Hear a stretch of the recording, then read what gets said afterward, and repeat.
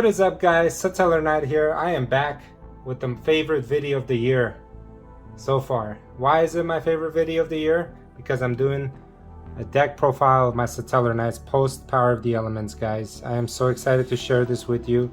Thank you for all the support you've been showing me since I started my channel. I'm really excited to share with you the profile, this deck profile that I use in my everyday tournament matchups. And shout out to all you guys that actually use decks that you enjoy instead of going along with the meta. I've actually beaten a lot of meta decks with this very own deck, you know, considered that's not even a tier 3 according to the polls. And I always set this all these like tier lists are more of a popularity contest of what's in now versus what's actually good. To that extent, I'd just like to say it all comes down to the duel list versus the deck itself. Anyway, before I get started, guys, leave a like, subscribe, comment down below, let me know, and let's get into it, guys. Let's start with 3 copies of Satellarknight Deneb.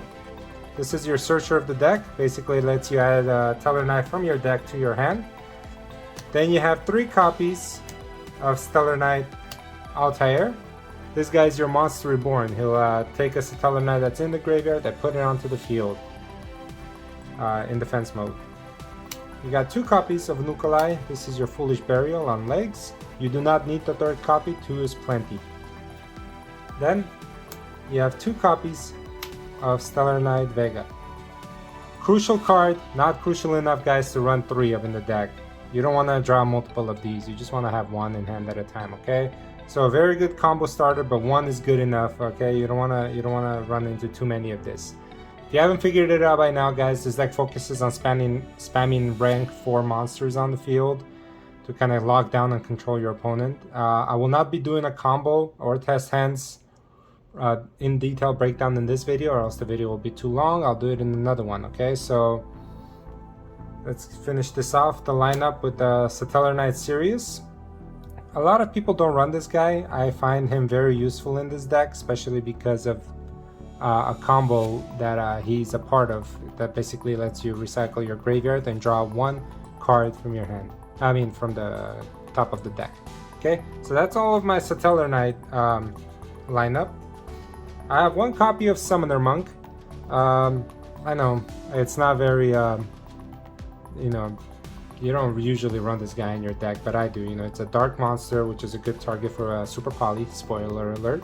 And it's a spellcaster, and he's an extender. You know, I have a lot of spell cards in my deck now that I can ditch and basically use his effect to bring out a level 4 monster, which is what all my Tellarknights are. And when he hits the field, you know, like the Tellarknight monsters that come out on the field, their effects are not negated, so I can just combo off and keep going with this guy. So a pretty good card. I like him. I keep using him in the deck unless I find a reason not to. And then one of the best hand trap monsters in the deck, Ash Blossom. If you don't know what it does, please Google it, guys. This card's been in the game for way too long for you not knowing what it does. The lineup for spell cards. I have 2 Sky Bridges because Rhoda is at 1 and I never see the card, so this is the card that takes essentially the place of the other 2. It can dodge Imperm.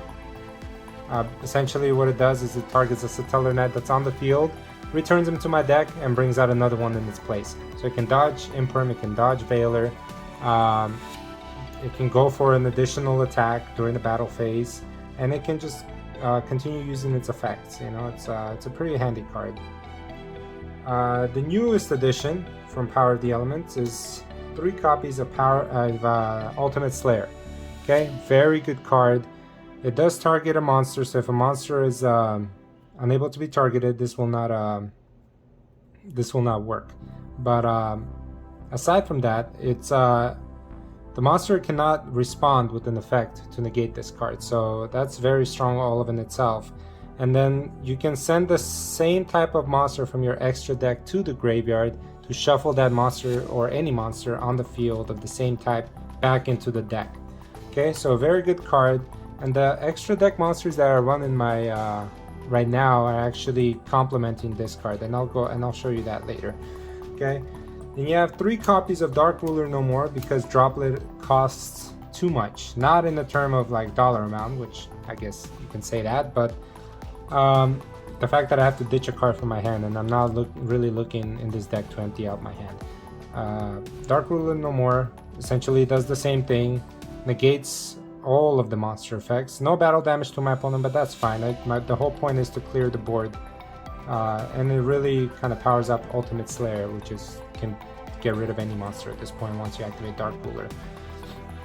So yeah, this is what I mean. It's a going second deck now. Okay, and for draw power, I have two desires.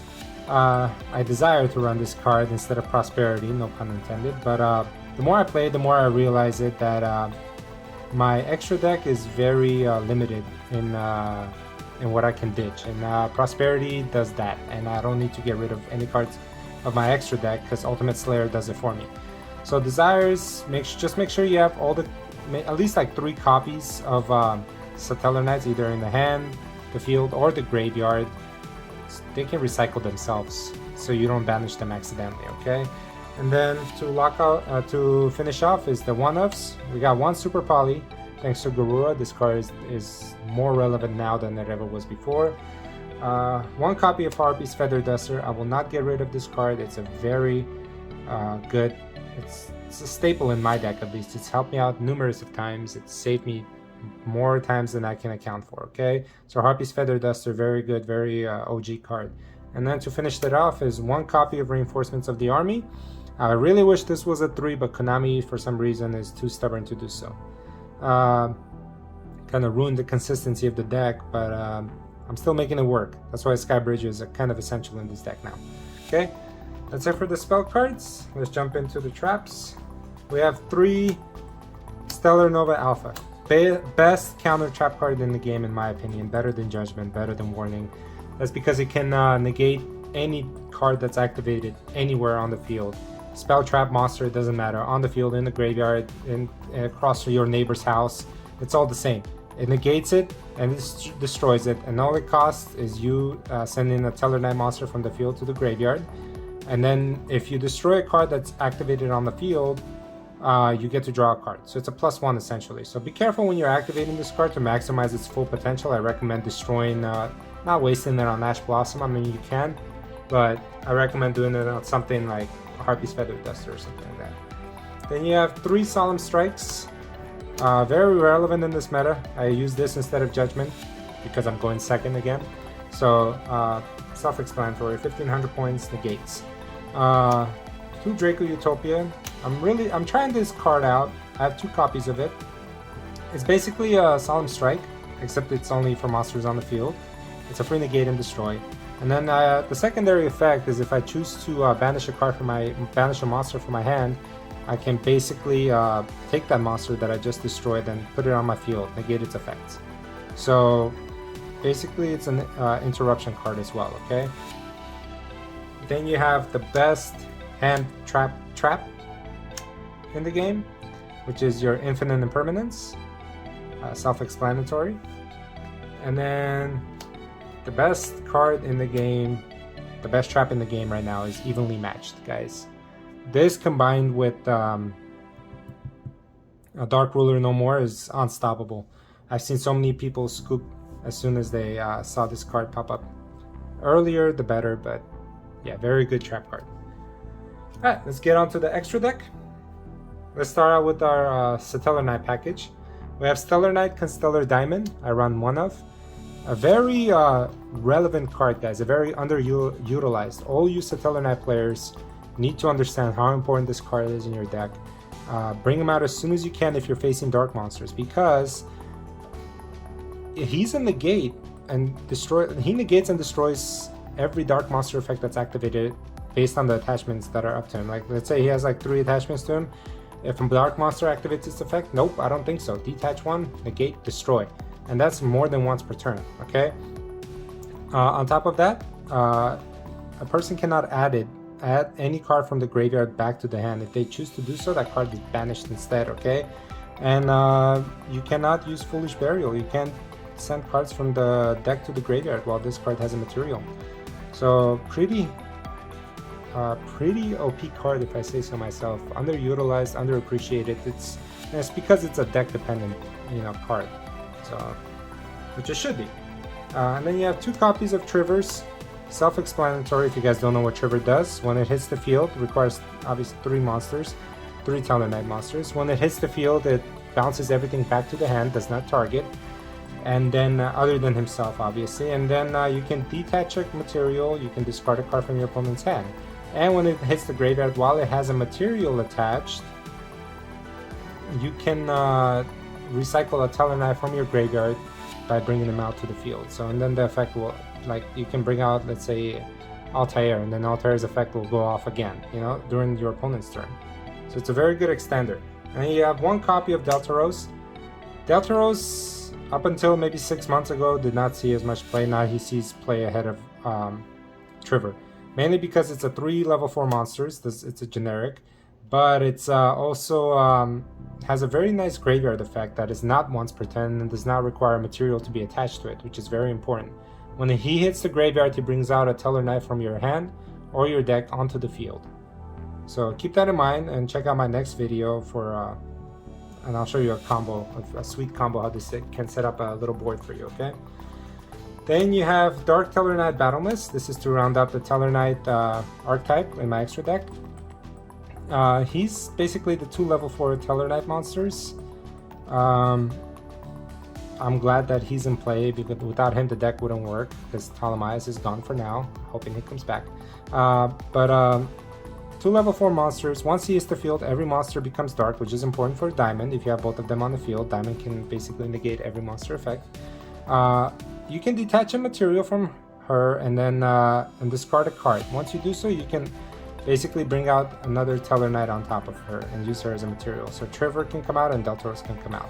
So it's an extender, and it's a dark, so which can get by a lot of cards that negate, let's say, light monster effects.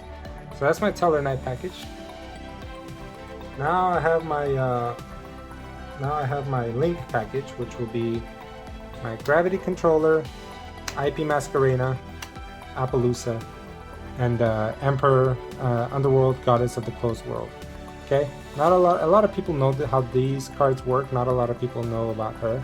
A very strong monster with that I like to bring out during my opponent's turn, obviously because of IP Masquerena. I can use my opponent's monster as one of the links. Again, I'll show you the combo in my video to come, or you can check out my previous videos. I'm pretty sure that's highlighted in there as well. Also, once per turn, while this card, when your opponent activates a card or effect that special summons a monster from the graveyard, like Monster Reborn, this card negates it, so cannot be used. It says no, basically. Cannot be destroyed by card effects. The only way that it can be destroyed is if it's targeted. I mean, Raigeki can't destroy it, Dark World can't destroy it, so that's pretty neat, I guess. So that's my Link package. And then let's see, my generic, I got the Abyss Dweller. Ooh, what is that? Okay, I got the Abyss Dweller. Basically, this is my Terror Element counter, and I have a copy of Zeus. So Zeus doesn't see as much play anymore, for me at least, but I still keep him around because I don't think I have a better option. And then the latest additions to my deck, because of to my extra deck, because of the Ultimate Slayer, is Elder Entity, is the Wind Pegasus, and Garura. Obviously Garura is the best card here. Elder Entities kind of like, and they're all, see, all of these guys capitalize on Ultimate Slayer because they have effects once they hit the graveyard. So Ultimate Slayer, obviously the magic card, the spell card, sorry, copyright. The spell card returns a monster on the field to the deck. Elder Entity, once it goes to the graveyard, it can destroy a card on the field. Wind Pegasus can target one card my opponent controls and shuffle it into the deck. And Garura, once it hits the graveyard, I get to draw a card. So very handy cards and good targets for my Ultimate Slayer, okay?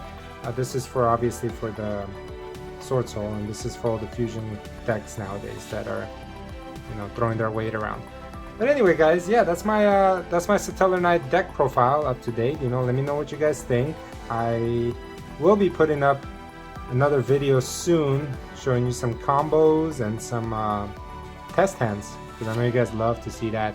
Thank you for all the support I've been getting. I appreciate every single one of you guys. Don't forget to subscribe, and I'll check you out later. See you guys.